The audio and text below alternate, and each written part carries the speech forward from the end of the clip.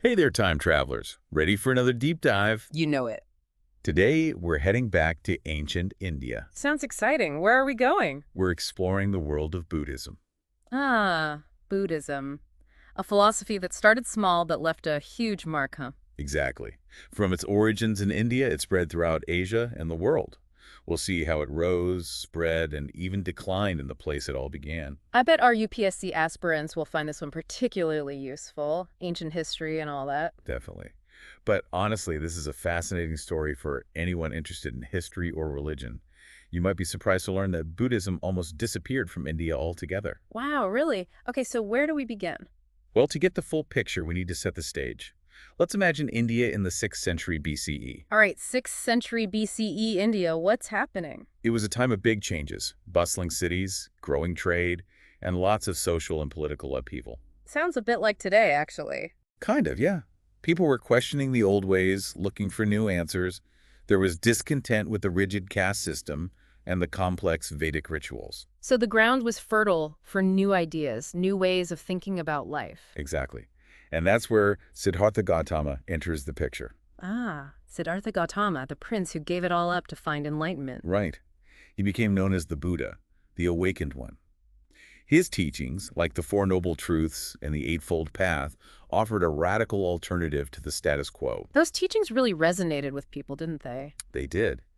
Imagine the appeal, the idea that anyone, regardless of their caste, could break free from suffering. Especially in a society where your birth determined your entire life, that must have been a powerful message. Absolutely. It challenged the very foundation of the existing power structures. It was more than a spiritual philosophy, it was a social movement. Right on. And that's a key takeaway, especially for those UPSC exams. Yeah. Buddhism's rejection of the caste system and its focus on individual potential were revolutionary for the time. But social appeal on its own doesn't explain how Buddhism spread so rapidly. What else was going on? Well, think about the teachings themselves. The Four Noble Truths explain the nature of suffering, and the Eightfold Path provided a practical roadmap for overcoming it. So it wasn't just some lofty philosophy. It offered people real tools for improving their lives. Exactly. Plus, let's not forget the influence of powerful figures like Emperor Ashoka. Ah, Ashoka the Great. He was a big supporter of Buddhism, wasn't he? A huge supporter, he converted to Buddhism and used his power to spread its message far and wide. I remember reading about how he sent missionaries to different lands and even had pillars inscribed with Buddhist teachings. He even sent his own children to Sri Lanka as missionaries. Wow, he was really all in. That kind of state support can really help a religion grow, can't it? It definitely can. Hmm. It's a classic example of how political will can amplify a movement's reach. But as Buddhism grew, something interesting happened. Oh, what's that? Different interpretations of the Buddha's teaching started popping up. Makes sense. Whenever you have a big movement, you're going to have different perspectives. Right. And those different perspectives led to various sects developing within Buddhism. Okay, so from one branch to many. I'm guessing this gets pretty complex. It can.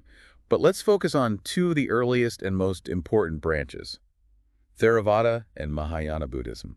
All right, Theravada and Mahayana, what were the key differences? Well, Theravada stuck closely to what they believed were the Buddha's original teachings, with a strong focus on individual enlightenment through monastic practice. So they were kind of the traditionalists. You could say that. Mahayana Buddhism, on the other hand, emerged later and had a broader focus. Broader in what way?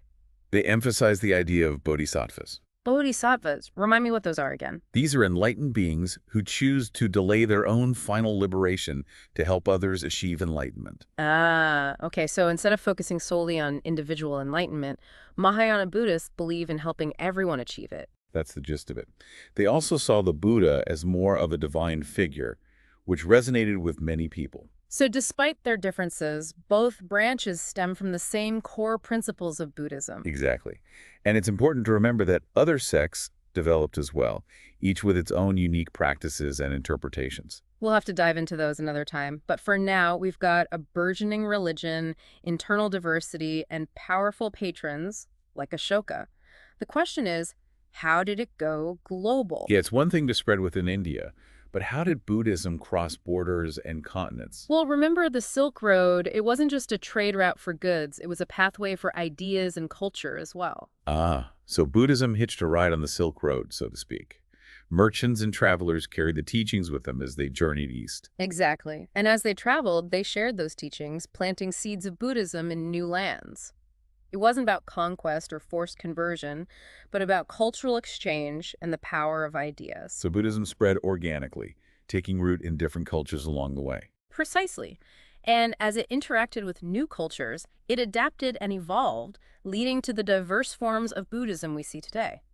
But before we get into all that, We need to talk about the Sangha. yes, the Sangha played a crucial role in Buddhism's spread. Can you remind us who they are and why they were so important? The Sangha is the Buddhist monastic community, the monks and nuns who dedicated their lives to practicing and teaching the Buddha's Dharma. So more than just meditation, they were actively involved in spreading the teachings and building a solid foundation for Buddhism's growth. Absolutely. They established monasteries, which became centers of learning and practice. They transmitted the teachings, educated people, and even provided social support. So not just spiritual seekers, but active members of their communities. Exactly.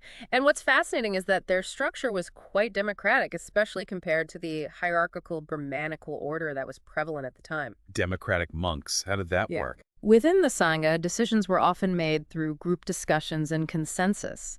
They had systems for ensuring ethical behavior and addressing any grievances. Wow, so they were promoting a different way of organizing and making decisions. That must have contributed to their influence. Definitely. This approach, combined with their commitment to education and social welfare, made the Sangha a powerful force in society. It seems like we've seen Buddhism take root, spread its branches, and establish strong institutions. We have, but of course there's another side to this story, right? Right? We can't ignore the fact that Buddhism eventually declined in India, the place where it all began.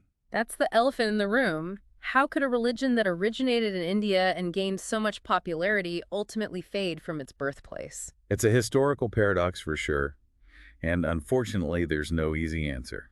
It's a complex mix of internal and external factors that contributed to Buddhism's decline in India.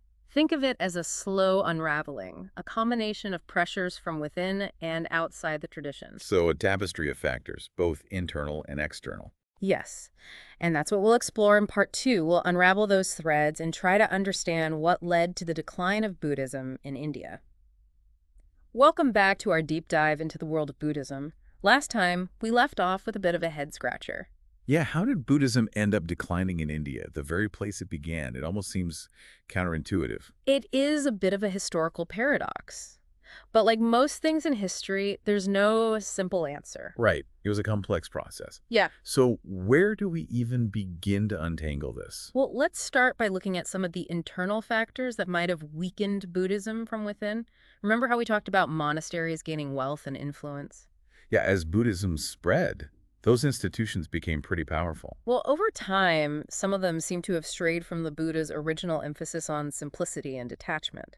They became more concerned with maintaining their power and prestige. Ah, so kind of like what happened with the Catholic Church before the Reformation. They got a little too caught up in worldly matters. It's a good comparison. As monasteries accumulated wealth, they developed more elaborate rituals and practices, which some saw as contradicting the Buddha's core teachings.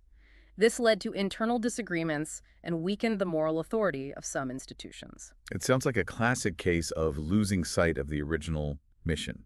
So internal divisions played a role. What about external pressures? How did the overall landscape of India change during this time? Well, one major factor was the resurgence of Hinduism. Hinduism.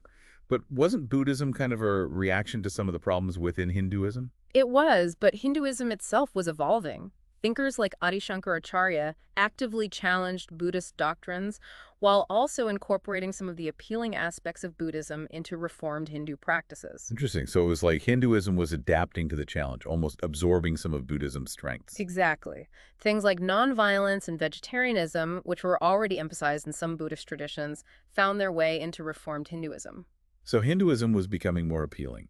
But was there more to it than that? Yes, there was also the issue of royal patronage. Remember how Emperor Ashoka played a major role in spreading Buddhism? Oh yeah, his support was huge. Well, as new dynasties rose to power, many of them favored Hinduism over Buddhism. So the political winds were shifting, kind of like when the Roman Empire embraced Christianity. Exactly. The Guptas, for example, were a powerful dynasty that, while somewhat tolerant, primarily supported Hinduism.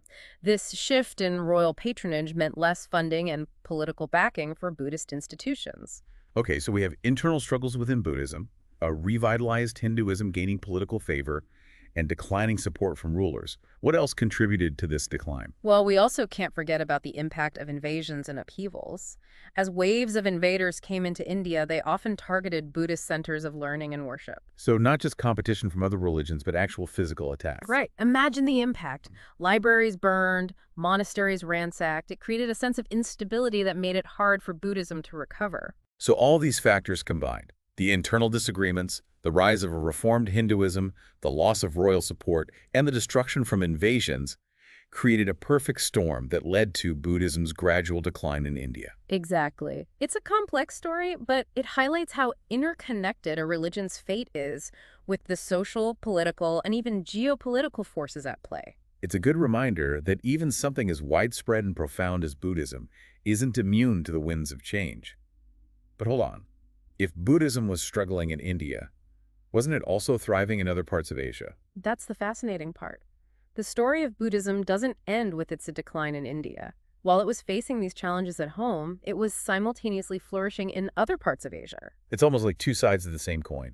Decline on one hand, flourishing growth on the other. It is. And that's what we'll explore in the final part of our deep dive. We'll see how Buddhism journeyed across Asia, adapting and evolving as it encountered new cultures and landscapes. And we're back for the final part of our Buddhist journey. It's pretty amazing how Buddhism declined in India, but at the same time, it was flourishing elsewhere. It is. It's like Buddhism went on a grand adventure, taking on new forms as it encountered new cultures.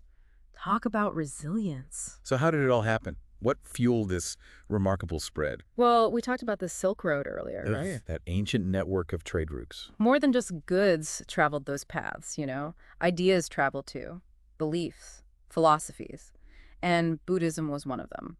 So it wasn't armies or empires spreading the word, but merchants and travelers carrying these teachings along with their silks and spices. Exactly. Think about it.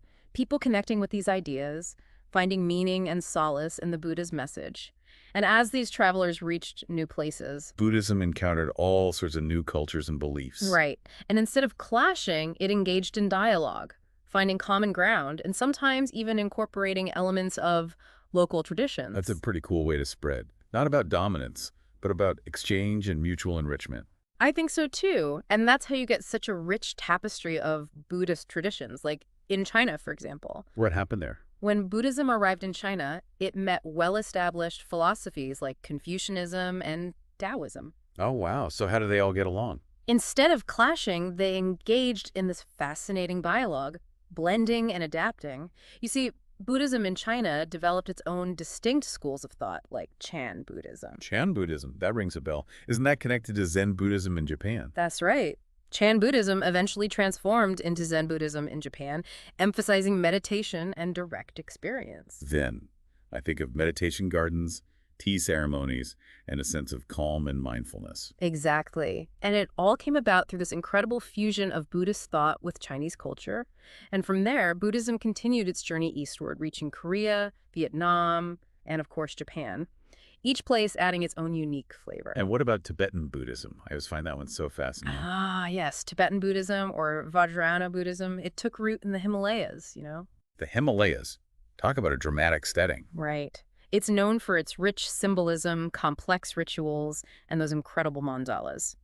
Plus, there's the belief in reincarnated lamas, those enlightened beings who guide others towards enlightenment. It sounds so different from the image of the Buddha meditating under the Bodhi tree, but it's still rooted in the core principles of Buddhism. Exactly. And that's the beauty of Buddhism. It has this amazing ability to adapt to new environments and cultures while staying true to its core values.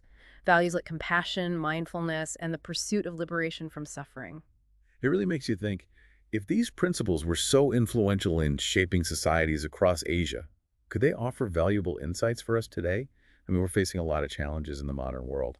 That's a great question. It's almost like a call to action, reminding us that these ancient teachings might hold wisdom for navigating the complexities of our times. I like that. A call to action. Because whether it's climate change or social divisions, Buddhism's emphasis on interconnectedness and compassion feels incredibly relevant. Couldn't agree more.